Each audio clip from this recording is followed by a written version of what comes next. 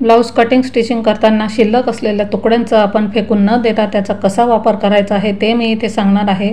तर इथे बघा एक कपड्याचा तुकडा माझ्याकडे शिल्लक होता, तर त्याचं मी अशा पद्धतीने क्विल्टेड पीस इथे तयार करून घेतलेला आहे।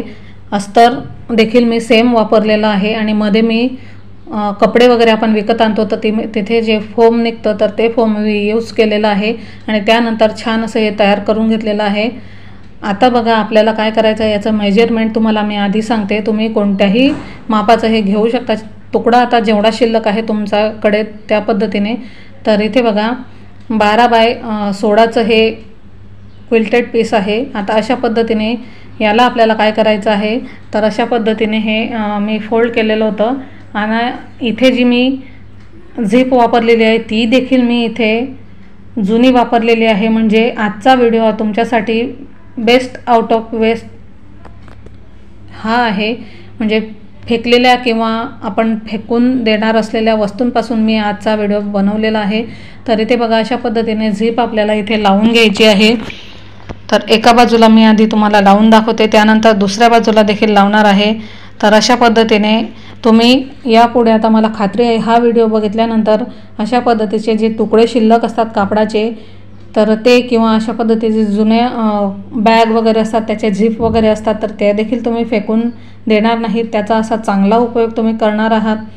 तर अशा पद्धतीने आपल्याला एका बाजूला आधी शिलाई टाकून घ्यायची आहे आणि त्यानंतर मग आपल्याला एक्स्ट्राचे धागे वगैरे असतात तर ते लगेचच आपल्याला कट करायचे आहेत।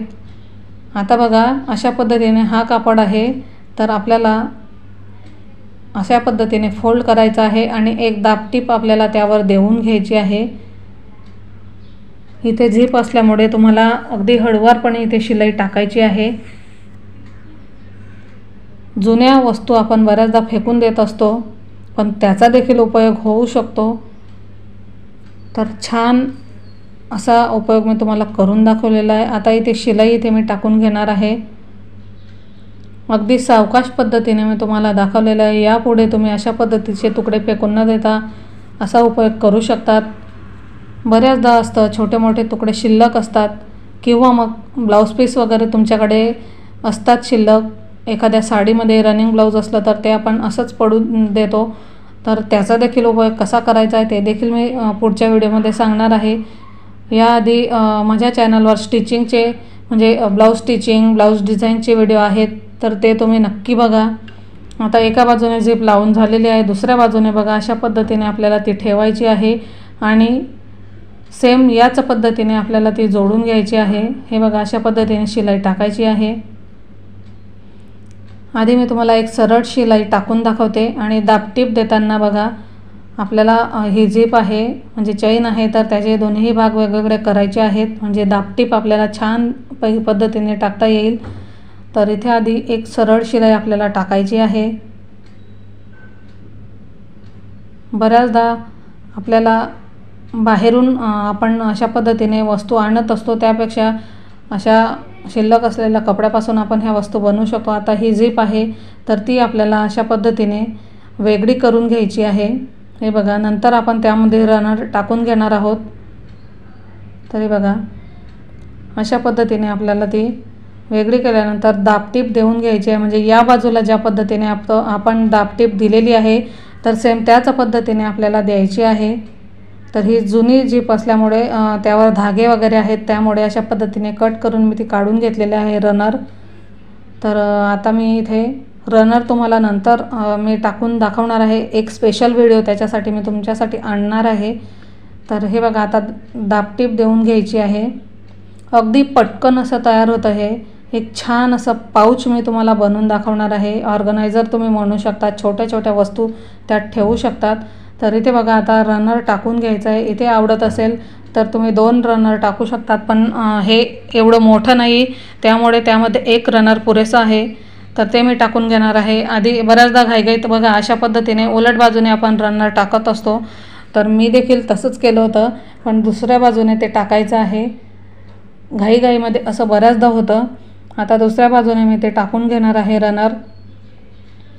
तर हे बघा या बाजूने घाईमध्ये स्टिचिंग करायला गेलं म्हणजे काही ना काही आपलं उलट सुलट हे होतच असतं। स्पेशल व्हिडिओ याचा मी आणणार आहे, म्हणजे रनर टाकताना तुम्हाला प्रॉब्लेम होणार नाही आणि पटकन कसं टाकायचं ते देखील तुम्हाला कळेल। तर इथे मी आता हे टाकून घेणार आहे। तर इथे माझ्या बोटाला थोडं लागलेलं होतं, त्यामुळे रनर टाकायला थोडा वेळ लागला होता मला। तर हे बघा अशा पद्धतीने इथे मी टाकून घेतलेलं आहे आतमध्ये आणि त्यानंतर अशा पद्धतीने आपल्याला ते पूर्ण बाहेर काढायचं आहे आणि पुन्हा त्यामध्ये आता मी टाकणार आहे, म्हणजे दोन्हीही बाजूला झिप आपली पॅक राहील आणि शिलाई टाकताना आपल्याला प्रॉब्लेम होणार नाही। तर इथे मी ते टाकून घेणार आहे। जुन्या झिपचा देखील आपण बऱ्याचदा काय करतो, बॅग वगैरे असतात आपले किंवा साडी कवर वगैरे असतात, त्याच्या देखील अशा पद्धतीचे झिप निघत असतात, त्या देखील आपण टाकून देतो, म्हणजे फेकून देतो, पण त्या देखील आपण फेकायचे नाही। हे बघा रनर पुन्हा मी त्यामध्ये अडकवून घेतलेलं आहे। आता आपल्याला हे सरळ आहे तर उलट करून घ्यायचं आहे। अशा पद्धतीने उलट केल्यानंतर मग मी तुम्हाला दाखवते आपल्याला शिलाई कुठे टाकायची आहे। तर हे बघा अशा पद्धतीने व्यवस्थित असं सेट करून घ्यायचं आहे आणि त्यानंतर बघा अशा पद्धतीने सेट करून झाल्यानंतर आपल्याला एका बाजूला शिलाई टाकून घ्यायची आहे आणि खालच्या आणि वरच्या टोकाला बघा मशीनचा दाब आहे, मागे पुढे करून पॅक करून घ्यायचं आहे। तर आता ह्या बाजूला मी आधी टाकून घेणार आहे शिलाई आणि झिपवर शिलाई टाकताना थोडं दाब मागे पुढे करून मग पॅक करायचं आहे, म्हणजे त्यातून धागे निघणार नाही। इथे खालच्या टोकाला देखील तसंच पॅक करून घ्यायचं आहे आणि त्यानंतर एक्स्ट्राचे धागे आपल्याला कट करून घ्यायचे आहेत। आता ही वरची जी झिप आहे तर ती देखील एक्स्ट्राची कट करून घ्यायची आहे। आता इथे बघा आपल्याला दुसऱ्या बाजूला देखील शिलाई टाकायची आहे, पण त्याआधी मी अशा पद्धतीने एक स्ट्रिप तयार करून घेतलेली आहे। आता ती बघा बरोबर ही दुसऱ्या बाजूला जी झिप आहे तर तिथे सेंटरला अशा पद्धतीने ठेवायची आहे आणि आतल्या बाजूला ते ठेवायचं आहे आणि अर्धा इंच मार्जिन राहील असं आपल्याला बाहेरच्या बाजूला ठेवायचं आहे आणि इथे ती स्ट्रिप आपल्याला दाब मागे पुढे करून फिट करून घ्यायचं आहे, किंवा एक शिलाई टाकली देखील तरी देखील चालेल। आता शिलाई टाकून झाल्यानंतर आपल्याला एक्स्ट्राचा भाग कट करून घ्यायचा आहे आणि त्यानंतर एक्स्ट्राची जी झिप आहे तर ती देखील आपल्याला कट करायची आहे। नंतर देखील कट केली तरी देखील ती चालेल, धागे आधी कट करून घ्यायचे आहे। आता अशा पद्धतीने व्यवस्थित फोल्ड करून एक शिलाई त्यावर टाकायची आहे आणि मगाशी सांगितल्याप्रमाणे वर आणि खालच्या टोकाला व्यवस्थित फिट करून घ्यायचं आहे। तर इथे बघा आता मी शिलाई टाकून घेणार आहे।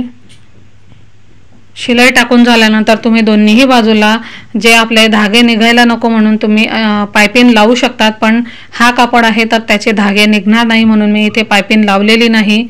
आता इथे एक शिलाई टाकून झालेली आहे। हे बघा आता जी एक्स्ट्राची झिप बाहेर आहे तर ती देखील आपल्याला कट करून घ्यायची आहे आणि त्यानंतर मग पुन्हा मी तुम्हाला दाखवते आपल्याला पुढे काय करायचं आहे। तर खूप सुंदर असं हे पाऊच आपलं तयार होणार आहे। आता बघा इथे खालच्या बाजूला बघा 1 बाय 1चं आपल्याला मार्किंग करून घ्यायचं आहे आणि त्यानंतर जेवढं आपण मार्किंग केलेलं आहे तर तिथे आपल्याला कट करून घ्यायचं आहे। एका बाजूला तुम्हाला मी मार्किंग करून दाखवते आणि त्यानंतर ते कट देखील करून दाखवणार आहे। अशा पद्धतीने हे कट केल्यानंतर आपण शिलाई टाकणार आहोत, तर त्यावेळेला त्याचा जो खालचा बेस आहे तर तो छान दिसतो। मग आता हे कट करताना जेवढं मार्किंग केलेलं आहे तेवढंच तुम्ही कट करायचं आहे। जर तुम्ही एकदम पटकन घाईमध्ये कट करायला गेलात तर एक्स्ट्राचा कापड देखील तुमचा कट होईल।